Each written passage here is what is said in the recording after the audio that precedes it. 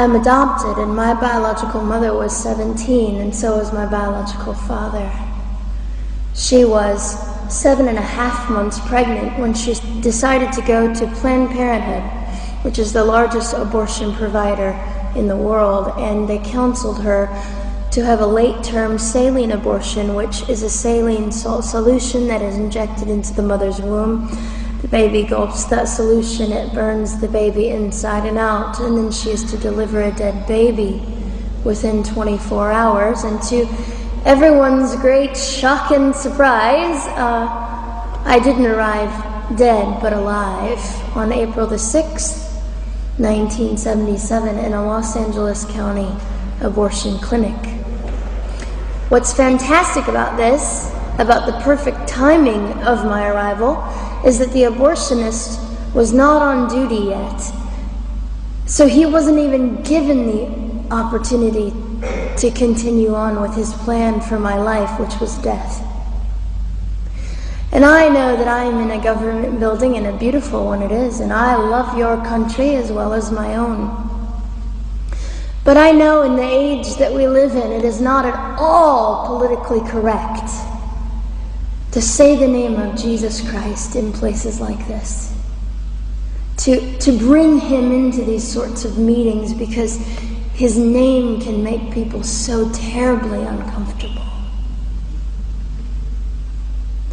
But I didn't survive so I could make everyone comfortable. I survived so I could stir things up a bit. And I have a great time doing it.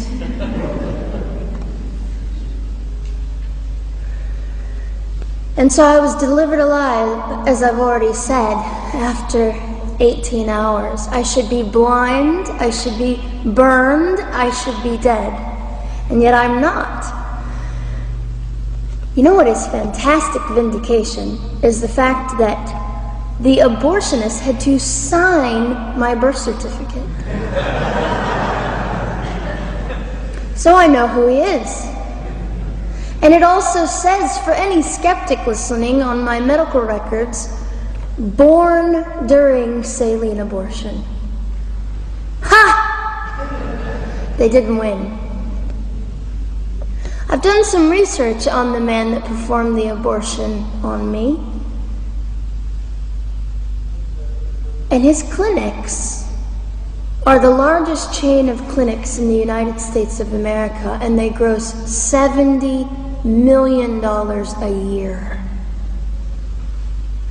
I read a quote from him at some point several years ago, and he said, "I have aborted over 1 million babies, and I consider it my passion." I tell you these things because, listen, ladies and gentlemen,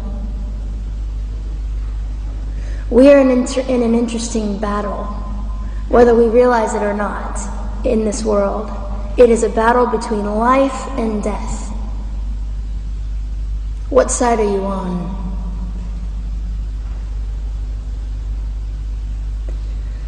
So a nurse called an ambulance and had me transferred to a hospital, which is absolutely miraculous. Generally, the practice at the time, and up until 2002, was, in my country, was to end the life of an abortion survivor by strangulation, suffocation, leaving the baby there to die, or throwing the baby away.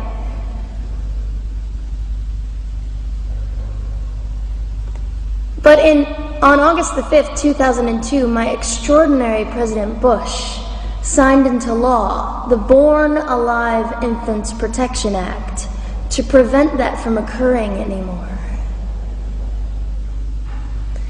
You see,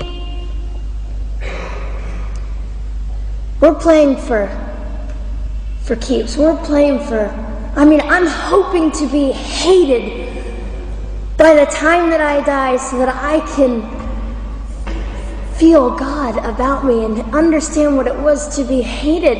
He was hated. Christ was hated. And not that I look forward to being hated, but I know along my journey, I know I'm already hated because I declare life. I say, you didn't get me. The silent Holocaust didn't win over me. And my mission, ladies and gentlemen, among many things, is this: to infuse humanity into a debate that we have just compartmentalized and set on a shelf and said it is an issue. We have removed our emotions. We are becoming harder. Do you really want that? How much are you willing to take, and how much are you willing to risk to speak the truth in love and graciousness and stand up and at least be willing to be hated? Or at the end of the day, is it all about you or me? And so, after that, I was placed in an emergency foster care home where they decided they didn't like me very well, and as I'm fond of saying, I don't know how you could not adore me right from the start. What is wrong with these people? But they didn't. You see, I've been hated since conception by so many, and loved by so many more, but most especially by God. I'm his girl. You don't mess with God's girl. I got a sign on my forehead that says, you better be nice to me because my Father runs the world.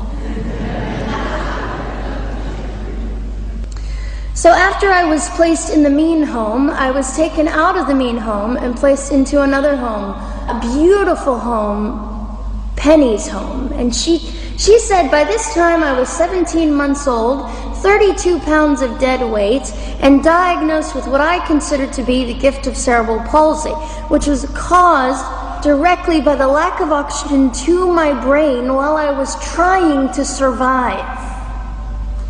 Now I am just compelled to say this. If abortion is merely about women's rights, ladies and gentlemen, then what were mine?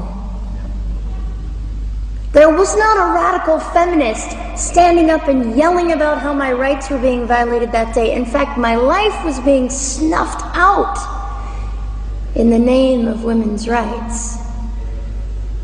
And ladies and gentlemen, I would not have cerebral palsy had I not survived all of this. So when I hear the appalling, disgusting argument that we should have abortions because the child just might be disabled, the horror that fills my heart. Ladies and gentlemen, there are things that you will only be able to learn by the weakest among us. And when you snuff them out, you are the one that loses. The Lord looks after them, but you are the one that will suffer forever. And what arrogance, what absolute arrogance, and it has been an argument for so long in this human place that we live, that the stronger should dominate the weaker, should determine who lives or dies. The arrogance of that. Don't you realize that you cannot make your own heart beat? Don't you realize that all the power that you think you possess, you really possess none of it? It is the mercy of God that sustains you, even when you hate him. So they looked at my dear Penny and they said, Gianna will never be anything, which is always encouraging. And she decided to ignore them, and she worked with me 3 times a day, and I began to hold up my head, and they said, well, Gianna will never this and never that. Long story shorter, I was walking by the age of 3.5 with a walker and leg braces, and I stand up here today with a mild little limp, and without a walker and leg braces. I fall gracefully sometimes and very ungracefully at other times, depending on the situation. but I consider it all for the glory of God. You see, ladies and gentlemen, I am weaker than most of you, but this is my sermon. And what a small price to pay to be able to blaze through the world as I do and offer hope. And I think in our misunderstanding of the way things work, we misunderstand how beautiful suffering can be. I don't willingly sign up for it, but when it comes, we forget. We forget that God is in control and God has a way of making the most miserable thing beautiful.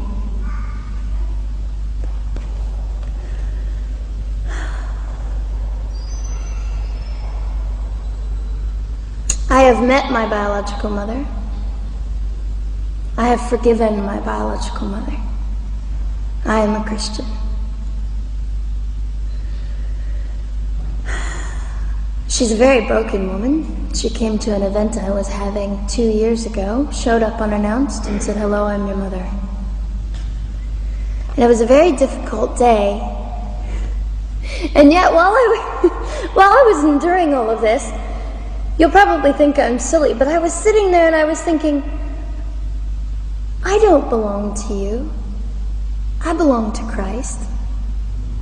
I'm his girl, and I'm a princess. So no matter what you say, in all your anger and brokenness and rage, it's not mine to keep. It's not mine to carry, and I won't. I was saying all this inside. So ladies and gentlemen, you have an opportunity. But for just a brief moment, I would like to speak directly to the men in this room and do something that is never done. Men, you are made for greatness. You are made to stand up and be men. You are made to defend women and children, not stand by and turn your head when you know murder is occurring and do nothing about it. You are not made to use women and leave us alone. You are made to be kind and great and gracious and strong and stand for something. Because men, listen to me. I am too tired to do your job. Women, you are not made for abuse. You are not made to sit and not know your worth and your value. You are made to be fought for forever. So now is your moment. What sort of people are you going to be? I trust incredible. I trust, men, you will rise to the occasion. To the politicians listening, particularly to the men, I would say this: you are made for greatness. Set your politics aside. You are made to defend what is right and good. This fiery young girl will stand here and say, now's your moment. What sort of man do you want to be? A man obsessed with your own glory, or a man obsessed with the glory of God?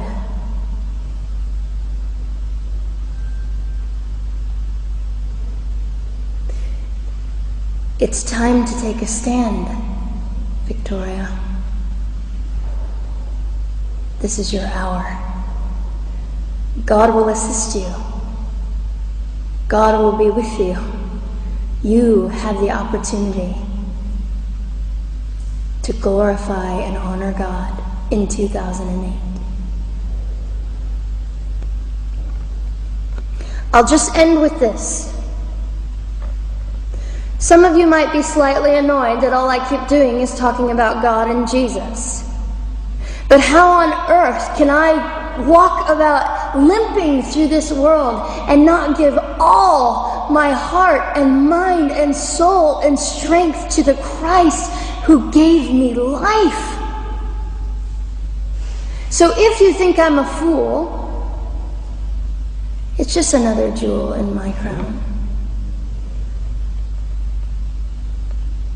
My whole intent in living here is to make God smile. I hope some of this made sense. It just came from my heart. God bless and keep you.